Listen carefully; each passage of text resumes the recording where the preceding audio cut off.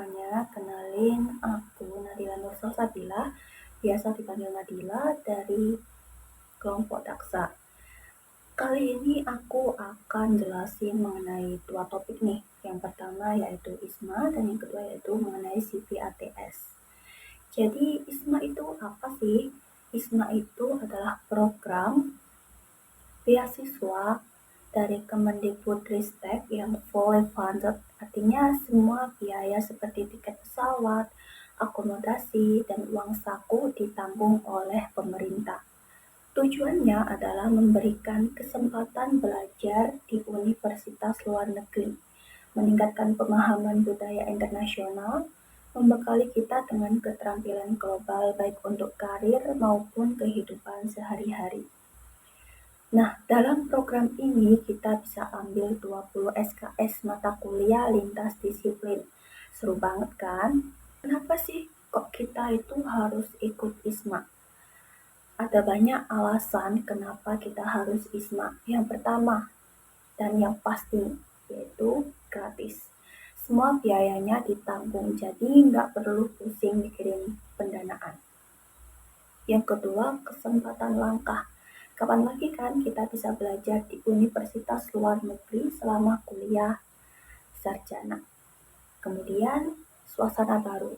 Kadang-kadang kita pasti butuh suasana baru untuk memacu semangat belajar kita.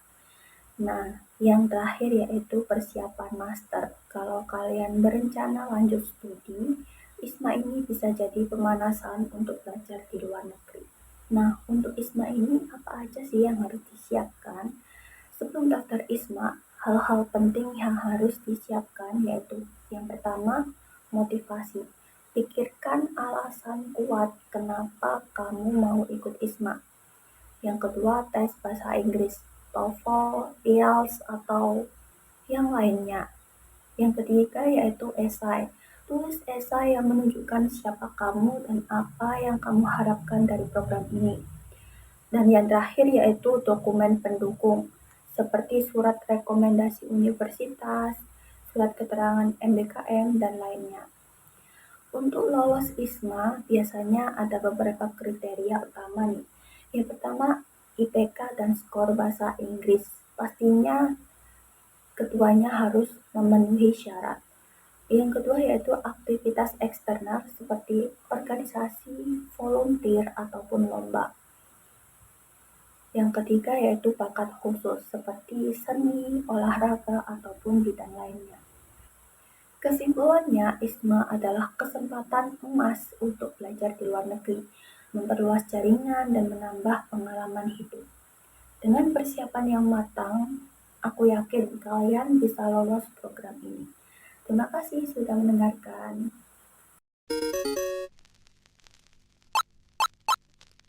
Oke teman-teman, kita lanjutkan ke topik berikutnya yaitu CV ATS.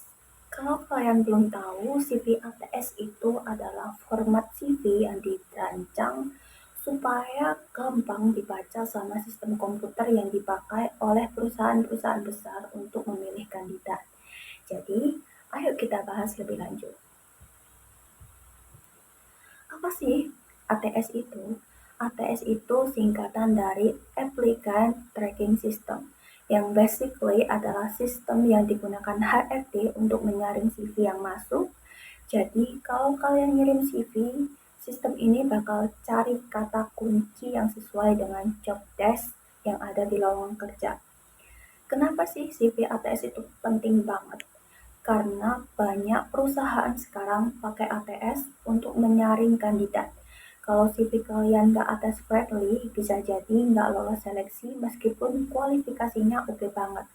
Makanya kita perlu tahu gimana cara bikin CV yang pas dengan sistem ini. Nah, komponen penting dalam CV ATS ini ada beberapa hal. Yang pertama, kontak dan nama. Tulis nama, nomor telepon, dan email yang gampang dihubungi. Kemudian pendidikan, pengalaman kerja, keahlian. Nah, pendidikan, pengalaman kerja, dan keahlian ini pastikan relevan dengan pekerjaan yang kalian lamar. Dan yang terakhir yaitu format yang sederhana. Hindari desain atau elemen grafis yang rumit karena ATS nggak bisa baca itu. Gimana sih cara ATS kerja? Jadi ATS itu mencari kata kunci yang ada di job description. Misalnya, kalau lowongan kerja nyari orang dengan skill data analysis atau communication skills, pastikan kata-kata itu ada di CV kalian. Jadi, semakin banyak kata kunci yang cocok, semakin besar peluang kalian untuk lolos seleksi. Ada beberapa aplikasi yang bisa membantu kalian untuk membuat CV ATS. Yang pertama yaitu JobScan, Enhance CV, Zeti, Rezi, dan Vimo. Nah, yang terakhir yaitu Pros and Cons ketika membuat CV ATS. Terus yang pertama yaitu baca deskripsi pekerjaan dengan teliti, sesuaikan dengan kata kunci yang ada. Yang kedua yaitu lengkapi semua informasi yang relevan, jangan sampai ada yang kurang. Yang ketiga, gunakan format standar yang mudah dibaca oleh sistem ATS.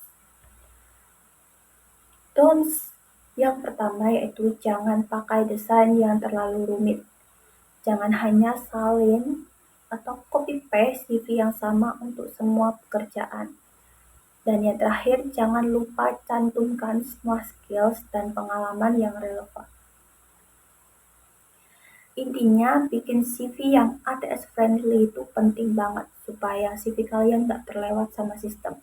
Pastikan semua informasi penting jelas sesuai dengan pekerjaan yang dilamar dan jangan lupa untuk menyesuaikan CV dengan kata kunci yang ada.